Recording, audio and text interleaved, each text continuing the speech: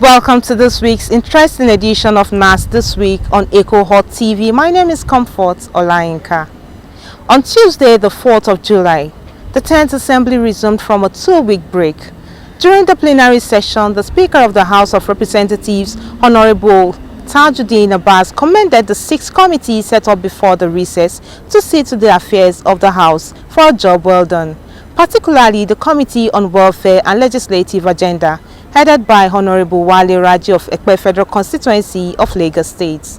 As the tradition of the House after the inauguration of a new assembly, the House of Representatives has named 8 members as principal officers of the 10th Assembly, which are Minority Leader, Deputy Minority Leader, Minority Whip, Deputy Minority Whip, amongst others. The motions for Tuesday, the 4th of July. Honorable Ahmed Mohammed Munir moved for the need to recharge and restore Lake Chad. To read a motion on the need to recharge and restore Lake Chad.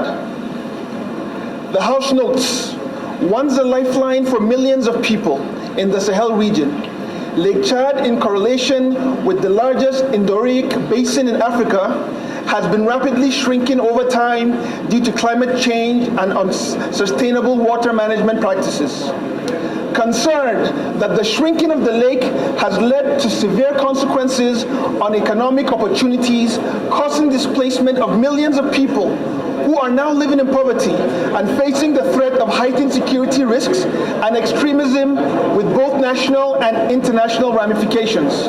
Mandate the Committees on Water Resources, Appropriation, Foreign Affairs, Environment, Climate Change, Northeast Development Commission, Lake Chad, AIDS Loan and Debt Management, Cooperation and Integration in Africa, and Legislative Compliance when constituted to ensure compliance. Honorable Mohammed Bello El Rufai moved for the need to address the disagreement on police recruitment process between the police force headquarters and the Police Service Commission. On Wednesday, the 5th of July, the Deputy Speaker of the House of Representatives, Right Honorable Kalu Benjamin Okezie, presided over the plenary session. Motions of the day.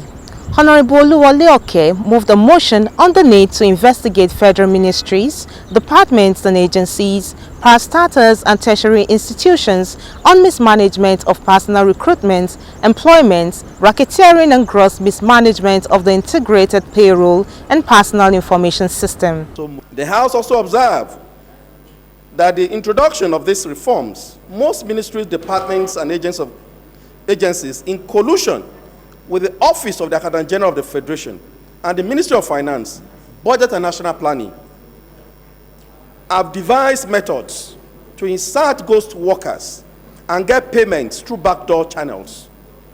They have also crafted methods that are being used to circumvent the BVN technology. This state of affairs is costing the federal government of Nigeria billions of naira monthly in salary payments to ghost workers and illegal payment to several civil servants across cadres. Honorable Bamidele Salam of Eden North, Osun State, moved for the need to roll out measures to cushion the effects of fuel subsidy removal. On Thursday, the 6th, the House read a letter from the President Bola Ahmed Tinubu for the confirmation of the appointment of the Chief of Defense Staff and the Service Chiefs by the National Assembly. In compliance with the provisions of Section 18, subsection 1, of the Armed Forces Act, Cap A20, Laws of the Federation of Nigeria, 2004, I am pleased to present for confirmation by the Senate the 4 nominees listed below as Chief of Defense Staff and Service Chiefs of the Armed Forces, as well as the House of the Federal Republic of Nigeria. And their names are stated as below. Chief of Defense Staff, Major General C.G. Musa. Chief of Army Staff, Major General T.A. Labaja. Chief of Naval Staff, Rear Admiral Emmanuel Ikechukwu Ogala. Chief of Air Staff, AVM H.B. Abubakar.